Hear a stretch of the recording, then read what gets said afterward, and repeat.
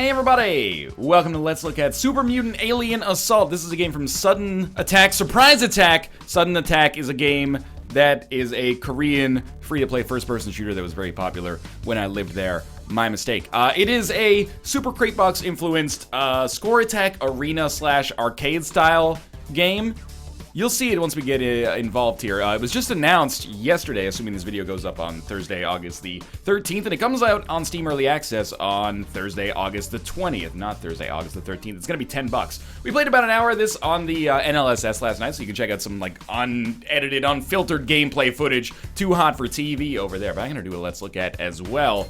And I'll explain just what the heck is going on here. Again, I can't stress enough that this is pretty much like a structured Super Crate Box, if that makes sense. Super Crate Box, obviously that Vlambeer arcade score attack game where it was endless, basically. You just tried to survive for as long as possible, getting new guns and not getting touched by enemies because every single hit killed you. Super addictive. This is one of the few games that has actually taken that as such a direct influence, and it's applied that formula to a more structured style that you'll be able to see as we get started here. I'll just play on normal difficulty for now. I have beaten the content of the game on normal difficulty, but where it seems to get real is on heroic difficulty, where things are ridiculously difficult, and none of us, Nick, Cobalt, or myself, were able to beat anything more than the first boss on heroic difficulty. So I'll talk a lot about what's going on here, but let's just start with the basics. You don't have that much at your disposal when you first get started. It's almost a little bit like it's not a roguelike, but it's a little bit like a roguelike in the sense that you get stronger as you go along. You pick up more items, more weapons, and stuff like that. There's no weapon switching.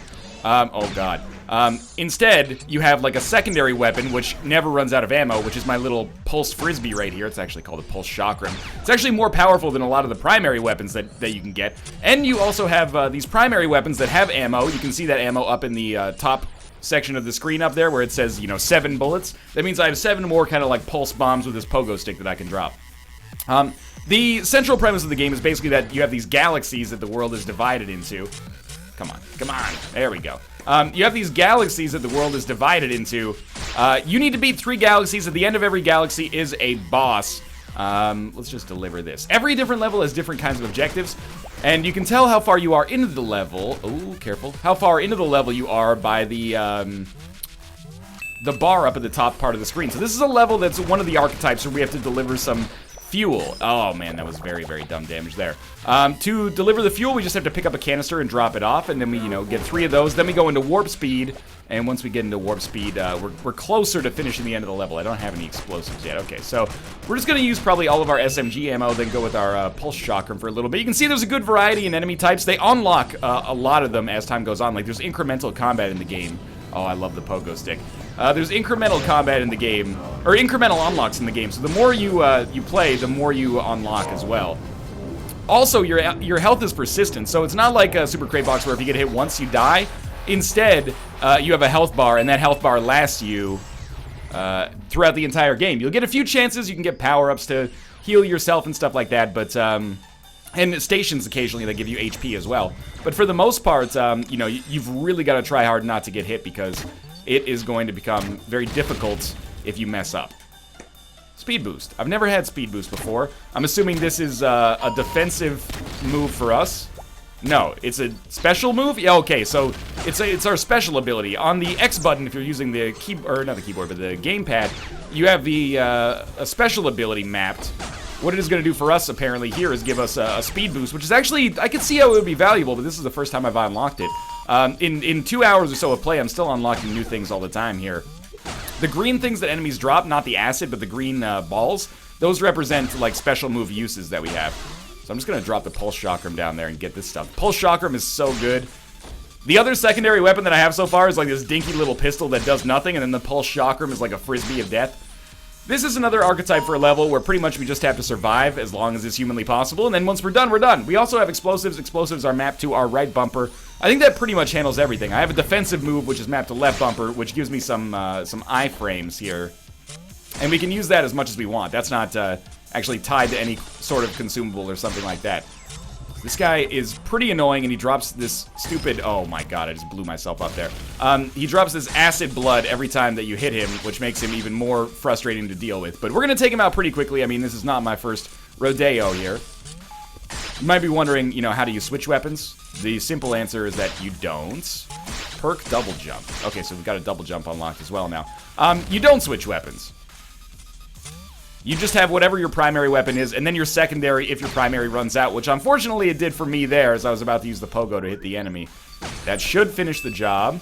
Let's try not to take any dumb damage as we finish off the rest of the enemies here. I can't stress enough that I think, like, the Pulse Chakram is, like, better than a lot of the offensive weapons in the game.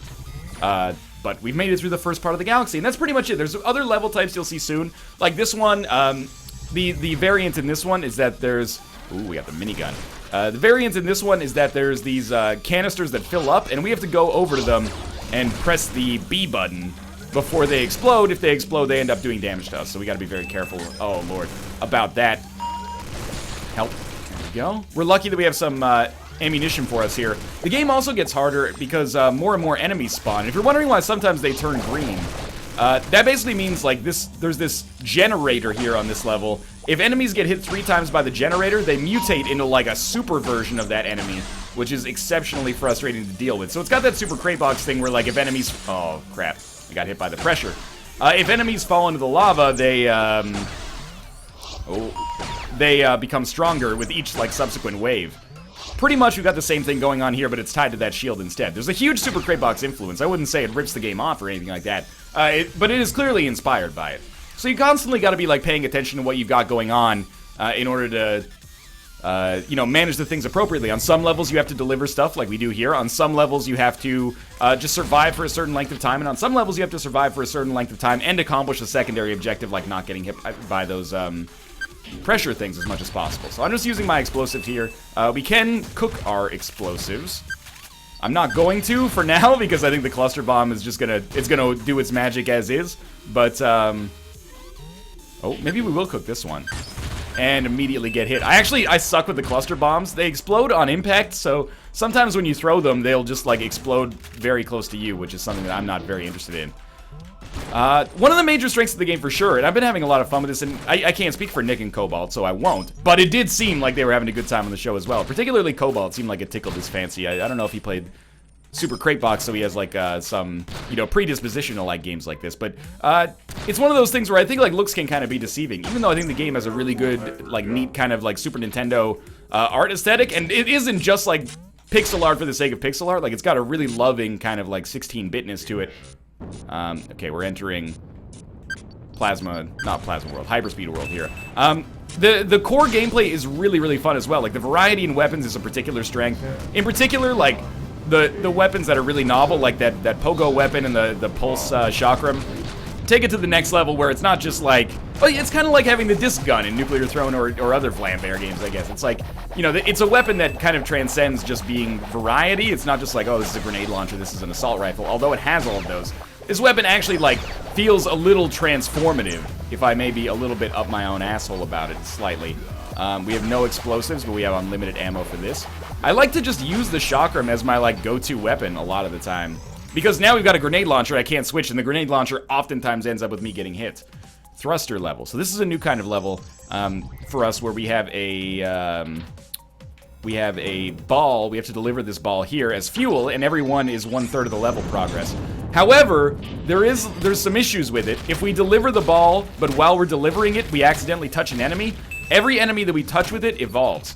You may also notice that this level contains no weapon refilling stations. So we're basically stuck with whatever weapon we had before, which unfortunately for us was the grenade launcher. Oh, I can't believe that worked. Unfortunately for us, it was the grenade launcher, and we're not going to be able to do too much with that. But we do have more explosives if we need them, and I probably will. So just watch out for this guy. We still have to kill this guy to finish the level. Come on down, mister. Oh, at least I got this guy taken out super easily. I should be using the dodge, like, way more often, by the way. It's very... There's a lot of objectives, or a lot of, you know, functionality to keep track of at all times. You've got your defensive ability, which is a dodge here, which gives me some iframes. I picked that up earlier. This is our boss fight again. We've got an active ability, which is our speed boost. Then we have all the weapons, and we have the pressure stuff as well, in case a level has that. So I think a minigun is actually a really good choice for this level. This boss can be annoying. Oh, I tried to dodge roll through it. It didn't quite go as planned. Oh, this is gonna be alright. It worked. It worked. Okay, go to town. Go to town. Go to town. Go to town. Go to town. Oh, Lord. I'm one hit away from death. Take him. Take him and break him. Take him. Break him. Saturate him. I am stupid and I'm dead. Okay, let's play again here. We'll start over from Galaxy 1. It is a little bit... I'll go back to the main menu for a second. It is a little bit like Spelunky, where, you know, after you die on one galaxy, as long as you get to the next galaxy, you can start there if you want. Like, I could start on Galaxy 3 because I've already beaten 1, 2, and 3 all the way through. There's also Heroic difficulty, which you unlock when you beat normal. Heroic difficulty doesn't pull any punches. There's also a variety of different characters. I believe all of these characters, though, have like the same stats, just different looks to them. I'm kind of fond of Axel here.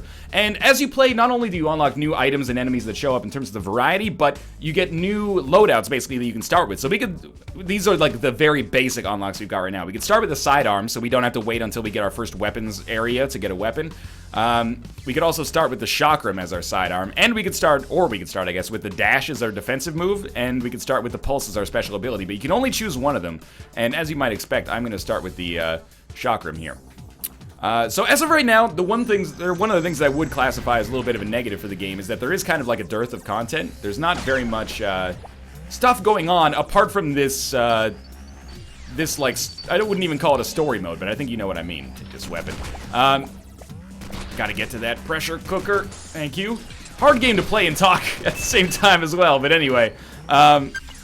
There's a little bit of a dearth when it comes to like the variety in terms of the game modes. You can really see how something like ooh, careful. How something like an endless mode would fit in here. You could basically turn this into like a super crate box variant, right? Very easily, and I think that would be a strength for the game.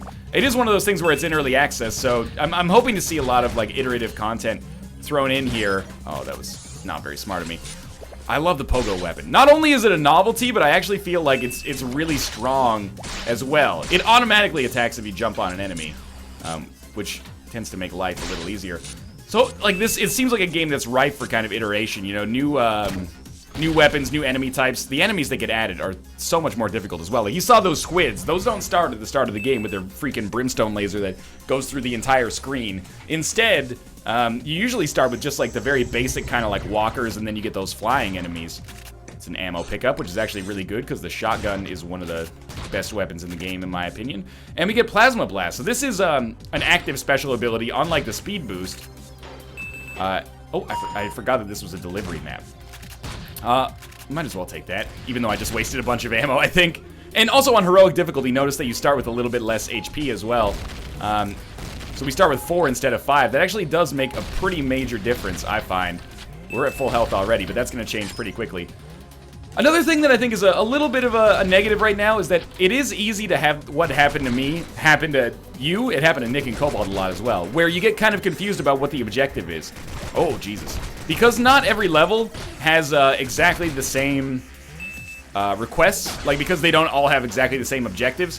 You can occasionally find yourself in a situation where you've been surviving for like a minute on a level, and then you're like, well, why haven't I beat the level yet? Oh, I have to deliver stuff. You know, it can be a little bit confusing or disorienting, I guess, to set it up. Like, oh, you have to deliver extra fuel on this one as well. Normally, you just have to deliver 3. This one, you got to deliver 4.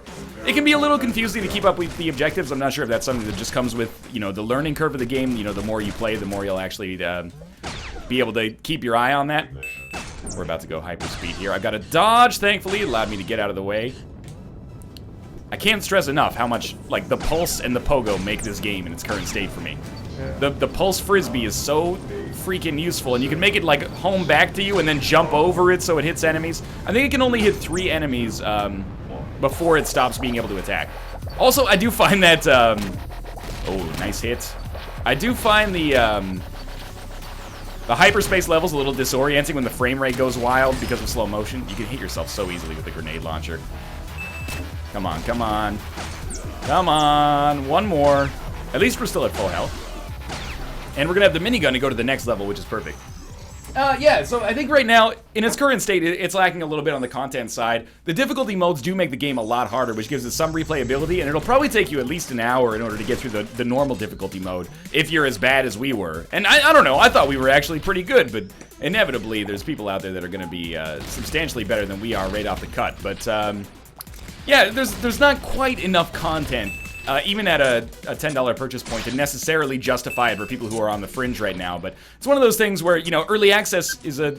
Oh, God. Why would I throw this while I'm pogoing? Early access is kind of a double-edged sword, you know? It carries risks, but also benefits. The fact that there's not a lot of content necessarily right now means that there could be more in the future. But, of course, that's something you should probably take more of a wait-and-see approach to. So we have supplies pick up here, which gives us more explosives. Shotgun is a pretty good weapon. I need to learn how to balance my pickups a little bit more, because I picked up more explosives, but then immediately changed explosive types, which got rid of the extra grenades that I picked up. Sniper rifle can be pretty good. It's got like a piercing shot, but it's a little harder to aim with. Oh, did I walk into my own bullet or something like that? Or walk into my own grenade or something like that? Surprisingly difficult to land those cluster bombs. And very, very difficult to land these grenades. But I think we're about to fight the boss. This would be only the second time I've ever beaten the boss on heroic difficulty, so this would actually be nice if we can make it happen. Hopefully we get a half-decent gun, because I kind of hate the one we have presently. It's a pogo. Pogo is like my favorite gun for bosses. Because we can just jump on top. We got more explosives, so that's more cluster bombs. I don't love it, but we'll live with it. Oh, I like the remote detonator pack better, for sure. We'll just put this up here in case the enemies get a little too close to us up here. We can just blow them up. Even with the pogo stick, we don't want to walk on that acid blood. That's going to be tricky. This is a game that, although it looks kind of minimalistic, and although Super Crate Box was probably, like, rightfully described as minimalistic, this game is maximalistic as all hell. There's a lot of shit to pay attention to at all times. And inevitably, that's the kind of thing that is a little bit of your mileage may vary. There's a lot of... Oh, what have I done? There's a lot of people who will not be into this game, and you should know it right now, you know? I play a lot of these kind of, like, arcadey style action games. If you're not into those, then, you know, if you're looking for a robust, like, 100-hour-long RPG, this is probably not the kind of thing that's going to tickle your fancy too much. But if you're the kind of person who's into something like Super Crate Box, or... I kind of compared it a little bit to, like, the same feeling you get when you play, like, Geometry Wars or Pac-Man Championship Edition DX. Stuff like that. If you're into that kind of, like, min-maxing... and paying attention, like really, really incredible focus for very, very short bursts, I think this is the kind of thing that'll tickle your fancy. I mean, it definitely fits that, like, Super Crate Box niche without being exactly Super Crate Box. The fact that it takes kind of like a more linear approach to the game's design is cool. Not that I'm saying it's better or worse than Super Crate Box, it's just different. So I'm interested to see how this one works out in early access. It's pretty good right now. I've had a good time. Ooh, another new sidearm. I've had a pretty good time. I think it does a really good job with, like, the Hansel and Gretel style rewards. The fact that it doesn't necessarily give you all the rewards right off the bat. You keep earning them as you play, giving that, like, kind of incremental progress feel. Oh, thank God for that. I like that a lot. I like it a lot, and I'm constantly happy when I see that I've got new things just to see how they work. Like, there was a time when I didn't have the Pulse Chakra unlocked. I know it's hard to believe. Also, like, learning about these new enemies, especially the squids. So freaking annoying. There's a surprising amount of variety, and, you know, what it lacks in kind of the content in terms of game modes right now, it does have in spades when it comes to enemy variety. Although all the bosses are always the same, which is another thing, you know, kind of like in the Oh, I'm stupid. Kind of like in the Enter the Gungeon build that we played. I was like, it would be really nice if we had different bosses, but maybe that's something that's going to be added at a later date. You never know. But again, don't take that as being like, you know, buy the game and just take the developer's word for it. Of course, with early access, you know, you want to have like a little bit of buyer beware, of course, going on. And don't necessarily take anything at face value. You know, you should only purchase it if you feel that it's worth the purchasing price at the moment. But I do think it's a little bit of an olive branch. Not that, you know, they needed a mea culpa or anything like that. Apparently, I'm speaking exclusively in, like, Greek metaphors here. That might be Latin. My mistake. But it's a bit of an olive branch that the game is only $10 as well. Like, games of this scope usually come out at 15 now. That might be a slightly controversial statement, but I play a lot of them, and I seem to find that, like, I'm coming to the point where I'm like, yeah, $15 is, like, the indie price point now. Unless you're making, like, a super, super small game, in which case it might be, like, $5. Or if it's a puzzle game, even, like $3 sometimes. But anyway, that's beside the point. Like, it seems like the value proposition is right here, especially if they do add a lot more content as the game goes on. And I think the real strength of the game is the fact that, you know, you've got these procedurally generated levels, so the game is different every time, and there's variety in the objectives, and there's variety in the weapons that come out. Like, it's one of those things where basically you just have, like, oh, that was so stupid of me. you just have so many different kind of variables to manipulate. Like, you have a defensive ability, an active ability, a weapon, a sidearm, and explosives. No two runs are ever going to be the same, so you got to learn how to use as many of these to put on your, or to use at your disposal as you can. What do I, oh, I've got a det pack, so we'll just use that, and that should be enough to get us through here. This is the furthest I've made it now on heroic difficulty, so I'm excited. We might even be able to beat the second boss, which we were not able to do on normal. So this would be progress for me. Hopefully we continue to unlock some new stuff as well. I really want to see the Shiv, but I think once you get like a secondary, or once you get an active ability, once you get a defensive ability, no other ones will drop while you're on that same life. Also, another slight negative, I do find this part very disorienting with the frame rate change, and I know Nick said the same thing. Also, you know, with the music, your mileage may vary. It's a little repetitive, and I don't just mean like, oh, it's dubstep or whatever. I don't want to anger the electronic music Illuminati, but you know, I don't mean it like I hate the genre. I just mean it's pretty much the same tracks over and over and over, which is fine. You know, the tracks themselves are good, and they're, you know, exhilarating. They make you wanna, they make you motivated to play better, I guess. But it would be nice if there was some more soundtrack variety as well. But again, you never know how much of that comes down to early access and how much of that comes down to design. But if it comes down to design or intention, maybe this feedback will play a role in getting some more variety. Oh, he evolved! Help, help. We lived, and we are still living, but we are very, very close to death. There we go, there we go. One more hit, maybe? No, several more hits. Dude, I love this chakram so much. I actually, like, I wish that there was a primary version of the chakram that had ammo, but was, like, way stronger. That would be so cool. I don't want to design the game. I'm just saying, I hope that maybe that's in there at some point. Oh, I'm dead. I gotta deliver more stuff, but I failed miserably. Alright, well, we did okay. Energy Saber weapon unlocks in one more blank. I'm gonna save that. I'm gonna bury the lead. But anyway, this is Super Mutant Alien Assault. I may have sometimes called it Super Mutant Alien Attack or Super Mutant Medal of Honor Allied Assault. It's pretty good. Allow me to say that, you know, it's been fun to play, and I've played like 2 hours of it. Maybe we're closing in on maybe 2.5 at this point. And for a lot of games that I play in Let's Look At's, when I'm at the end of that first hour, I'm like, I can see how people might like this, but I'm not really interested in playing more. If Nick came to me tomorrow and was like, hey, do you want to play another hour of Super Mutant Alien Assault on the NLSS? I'd be like, hell yeah, I'm in. I don't know if I'm going to put in 10, 20, 30 hours in the game, at least not. I can't envision myself doing that without an endless mode in it at some point, but for what it is, it's a whole hell of a lot of fun, and I think it does do a really good job translating the arcade mechanics and score attack style of a Super Crate Box into a little bit more of a linear structured environment, which is not going to be everybody's cup of tea, but it works for me. And really right now, one of the strengths is that not only are there a lot of variety in terms of the abilities and the weapons and the explosives that you can have, but some of those weapons do truly feel transformative. The Pogo Gun, for lack of a better word, is really cool, and the Pulse Chakram is like as fun as the Titan Soul's bow to play around with. But anyway, this is coming out on early access next week. It's $10. If you like what you see, you can pick it up next Thursday and give it a little try while it's in its I don't know, relative public infancy. Otherwise, keep it on your radar. Take a wait and see approach, and maybe I'll revisit this when it gets a little closer to actually coming out to see how they change it. I think it's one of those games where they've built kind of like a great sandbox for it right now. Now just keep adding toys to the sandbox, you know, laser rifles, energy swords, stuff like that. Mines. I've actually seen mines, I think. I just haven't seen them in the new build of the game. But anyway, hopefully a lot of content like that gets added, but of course it's early access, so buyer beware. In any case, there will be a link in the video description below to pick it up on Steam starting next week if you're interested. I think the store page is going to be active by the time this video goes live. And of course, if you enjoyed the episode, click the like button. It helps out a great deal. And of course, subscribe if you want to see more in the future. For now, thanks for watching, and I'll see you next time.